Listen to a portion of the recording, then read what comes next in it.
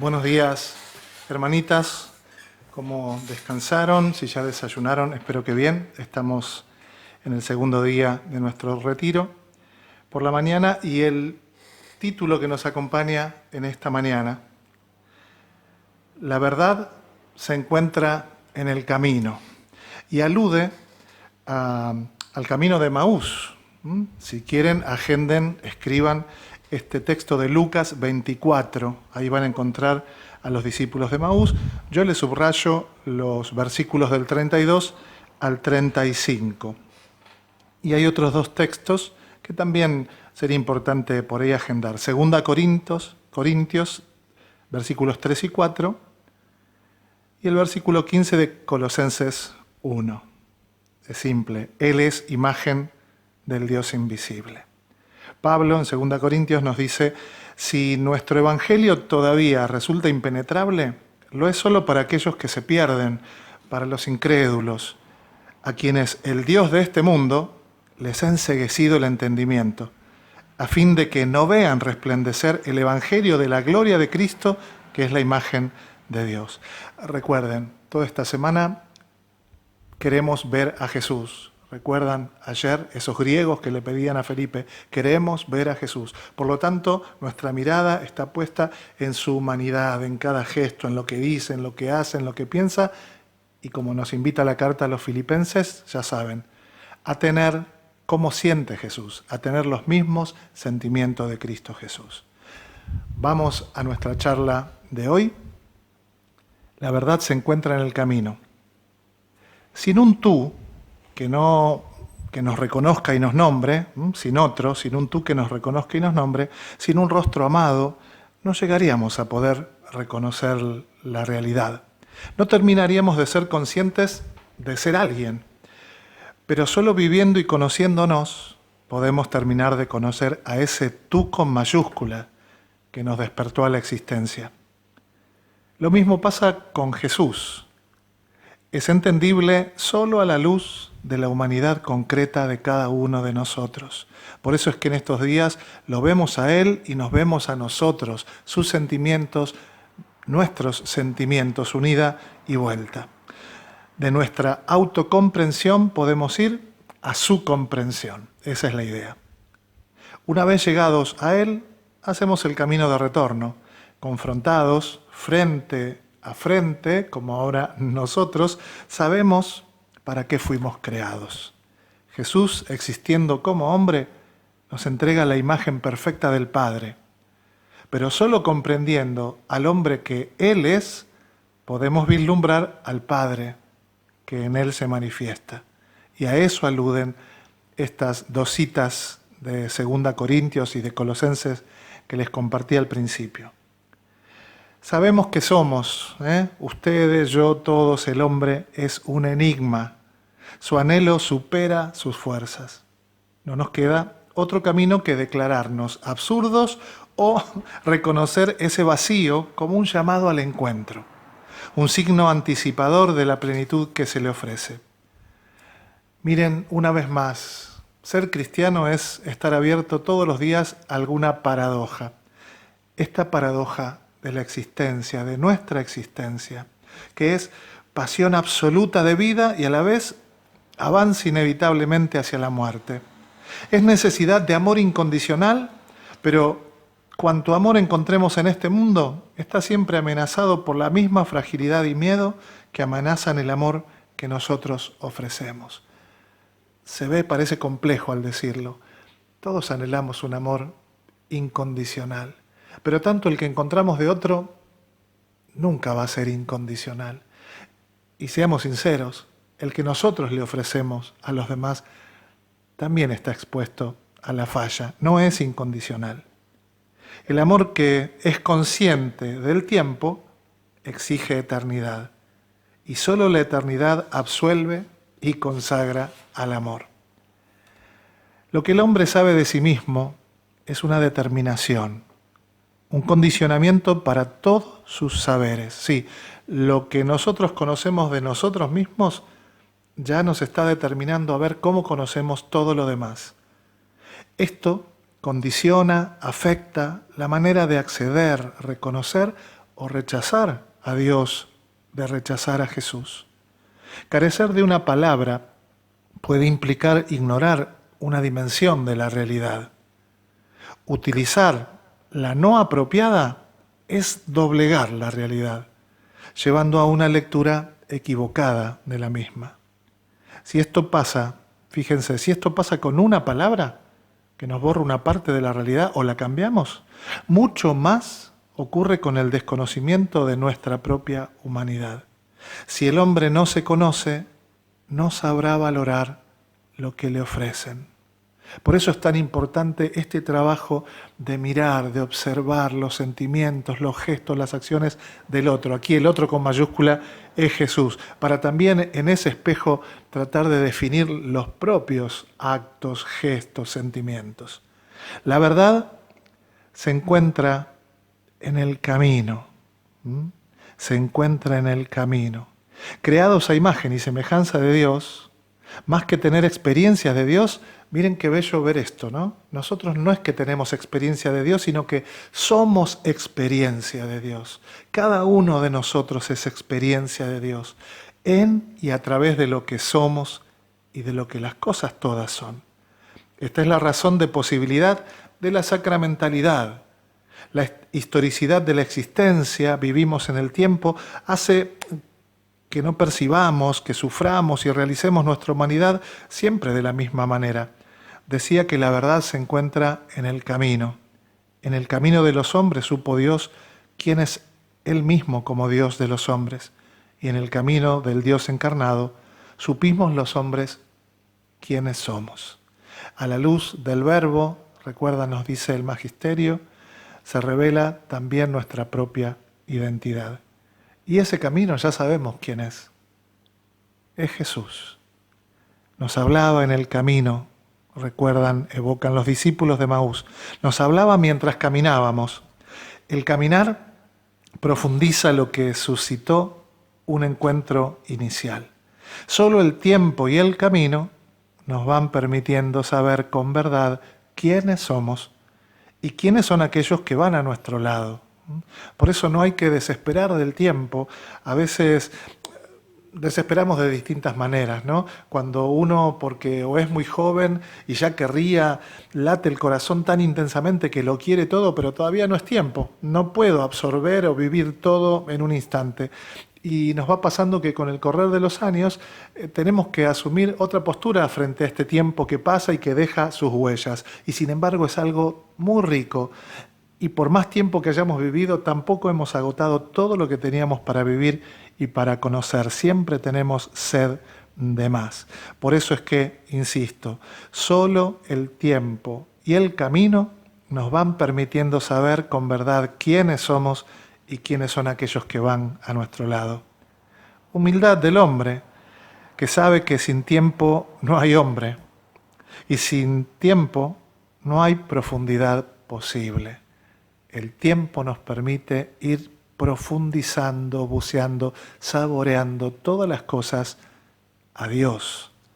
Nuestro conocimiento de Jesús implica la participación en la realización de su propia existencia. Sin acompañarlo y sin asumir su modo de vivir y sentir, no lo vamos a conocer. Por eso es que una y otra vez tratamos de mirar a Jesús.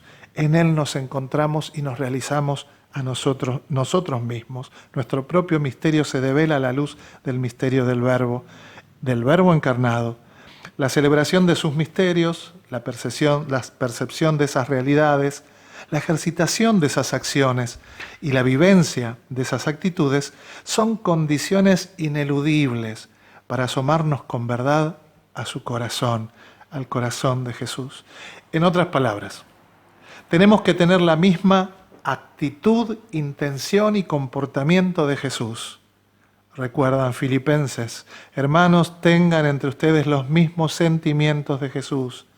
A ese Dios sensible, a ese Dios encarnado, se lo acoge con todas las capacidades y todos los sentidos, ya que solo entonces responde el hombre como totalidad intelectiva y perceptiva, todos los sentidos. Solo entonces actúa su plena capacidad para conocer y acoger a Jesús, que no es una idea, que no es un precepto, sino cuerpo y humanidad. Cuando el hombre absolutiza la razón, reduce el tiempo al instante y se queda sin un antes fundante, sin raíces, sin manantial, sin un futuro consumador, solo a la luz del cual se vuelven comprensibles tantos de nuestros presentes insuficientes.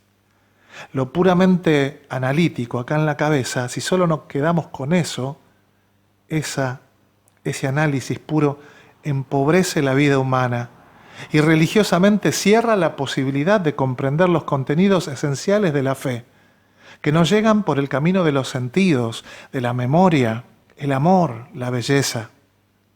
A Jesús hay que percibirlo entonces con los sentidos, porque solo en el acto de existir, con todo lo que eso implica, se da la revelación plena de Dios y de nosotros. La liturgia, la mística, el arte, son por su fuerza creadora intérpretes y actualizadores de Jesús, de su misterio. Todo su ser corporal tiene que afectar a todo nuestro ser corporal. Fíjense que a lo largo de la historia de la Iglesia y la historia de la espiritualidad, los santos que han captado esto y lo han podido plasmar en algo de su misma espiritualidad, en su método o en alguna creación suya, nos han dejado testimonio de esto. Camino a recorrer. Ejemplitos 3. San Ignacio.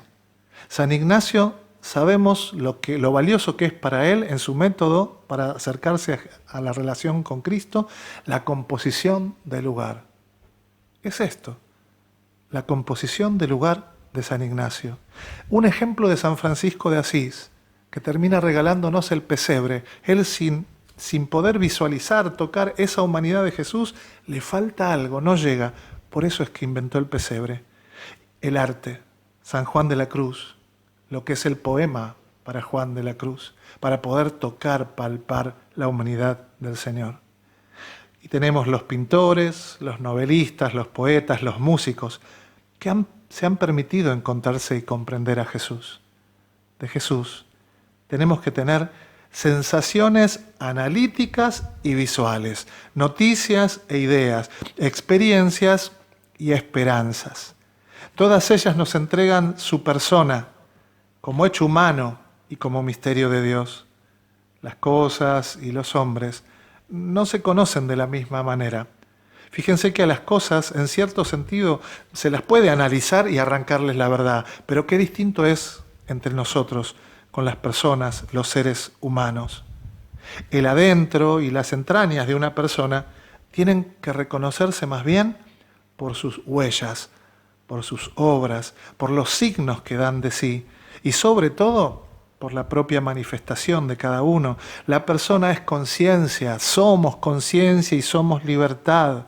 Lo que sabemos de Jesús también es una explicitación de su autoconciencia. Eso es lo que buceamos en la Escritura, en los Evangelios cuando lo buscamos. Hay una autoconciencia que siempre está implícita.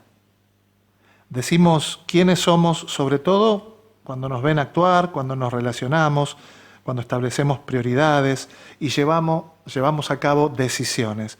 Ahí manifestamos una autoconciencia que no la pensamos mucho, se devela sola en esos actos. El obrar va impulsado por un llegar a ser. La autocomprensión está implícita en el comportamiento, en nuestro comportamiento. ¿Sabemos quién es alguien y qué piensa de sí mismo?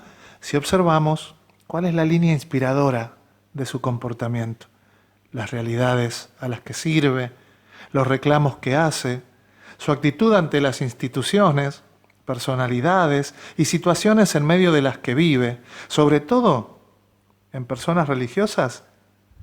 Conocemos quién es por su relación con Dios y por el lugar real que Dios ocupa en su vida. Los demás leen quiénes somos en esas cosas nuestras.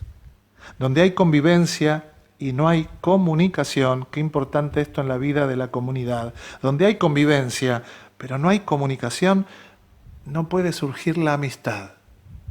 ya que no alcanza a estar juntos. Sabemos que no alcanza con estar juntos. Y es necesaria la comunicación del fondo de la existencia, no una comunicación de cosas superficiales o siempre meramente reiterativas, ¿sí? Porque las repetimos, que ese es el peligro a veces de quedarnos con la estructura de la convivencia. Y tiene que ser un medio para ir más allá, como esto que decíamos en la charla anterior de no quedarnos, la fe no se queda en el enunciado, sino que va a la realidad. Bueno, lo mismo no pasa con las estructuras. No nos podemos quedar en las estructuras. En sí mismas no valen, son medio para algo más rico, que es el encuentro personal.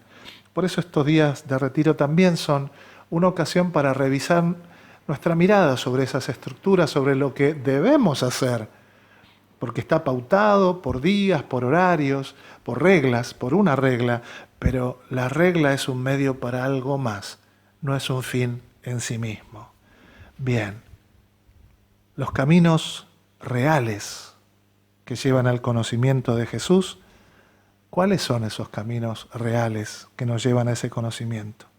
Muy simples. Son el amor y hacer nuestros sus sentimientos tengan los mismos sentimientos de Jesús. Esos son los caminos reales para conocer al Señor. Hacer el camino de la vida como Jesús y con Él, compartiendo el pan que nos dio y abrazando la realidad que nos toca vivir. Por eso María aceptó y comprendió que debía guardar todo en su corazón, ayudar y acompañar a que su Hijo sea el que estaba llamado a ser. Porque todo esto que estuvimos diciendo hasta aquí, lo decimos del ser humano, lo decimos de nosotros, y por lo tanto lo estamos diciendo de Jesús, verdadero Dios y verdadero hombre. Esto es lo que implica, y lo vamos a seguir profundizando esta tarde. Dios te salve María, llena eres de gracia, el Señor es contigo. Bendita tú eres entre todas las mujeres, y bendito es el fruto de tu vientre, Jesús. Santa María, Madre de Dios, ruega por nosotros pecadores, ahora y en la hora de nuestra muerte. Amén.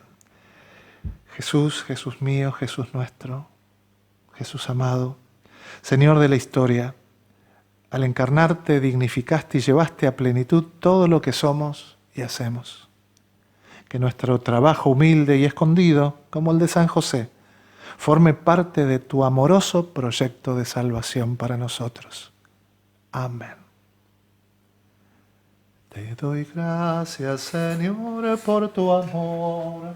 No abandones la obra de tus manos. Aleluya.